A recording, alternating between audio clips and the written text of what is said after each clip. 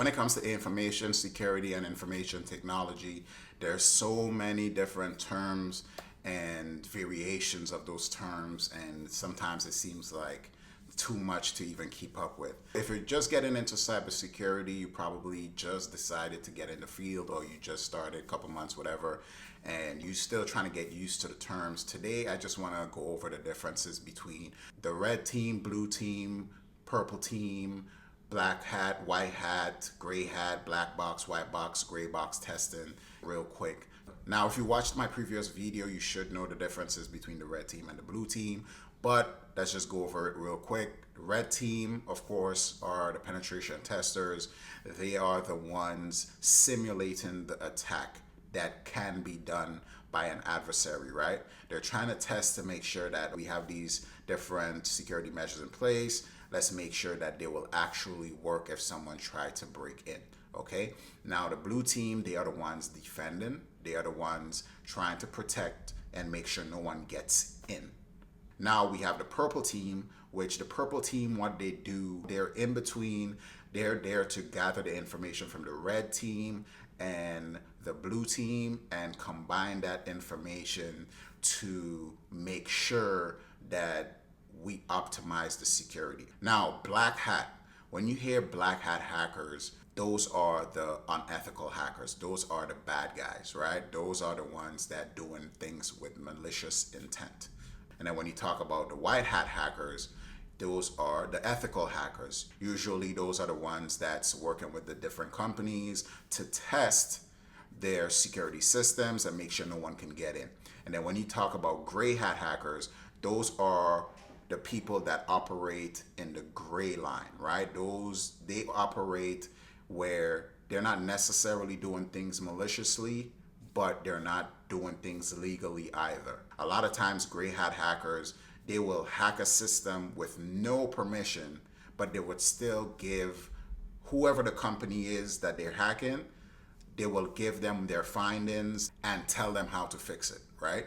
Give them recommendations, right? You still do not want to operate as a gray hat hacker because, like I said, it's not legal. They're not doing things legally. The only good thing is a lot of times they're not doing things with malicious intent. When you hear those stories about hackers that was hacking stuff and they didn't do anything crazy, but they still got in trouble, usually those are those gray hat hackers that, yes, they broke into it and they probably didn't do no harm really, and they still told the company, hey, how to do it. And a lot of times they do it just for a game, right? Just to know that they could do it. I just want to hack this to know I could do it. And then after they hack it, they're like, hey guys, you need to fix this, right?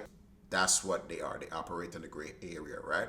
And then when you talk about black box testing, usually those types of tests are with no knowledge of the system, right? And those are the most practical, I want to say, and the reason I'm saying that is because those are the tests that will be the closest to real world attacks.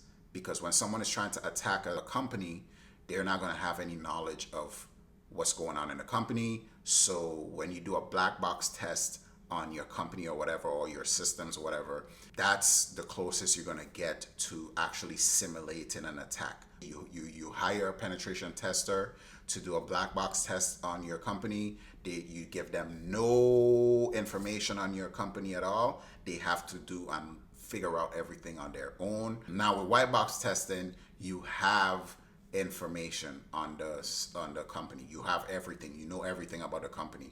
You got the source code to different applications or whatever it is you're testing, and those are more internal tests, right?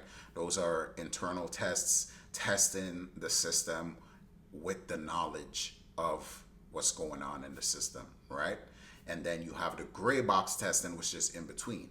You have a little bit of knowledge of what's going on, but then you don't have everything. So it's combining the black box and the white box together. You combine it, you have some knowledge, but you don't know everything. Yeah, guys, this video was just a quick video, just breaking down the differences between these different terms.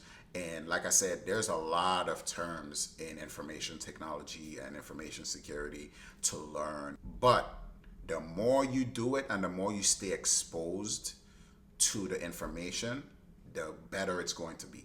The purpose of me making this channel, really, of course, to share my experience, right?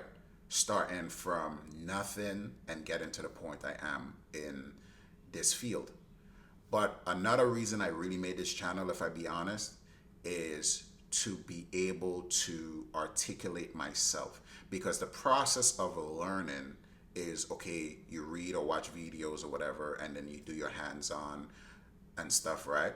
But also learning how to explain it, right? Learning how to break it down, learning how to learn something and then talking to someone who never heard about it and being able to explain it to them for them to understand.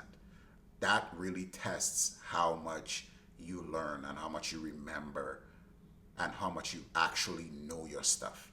This channel is not just helping people, but it's helping me to stay fresh on all the things that I'm doing, to stay fresh on it and just keep my mind active, stay exposed to the information. Thank you guys for watching my video. I appreciate you guys, and I'll see you guys in the next video.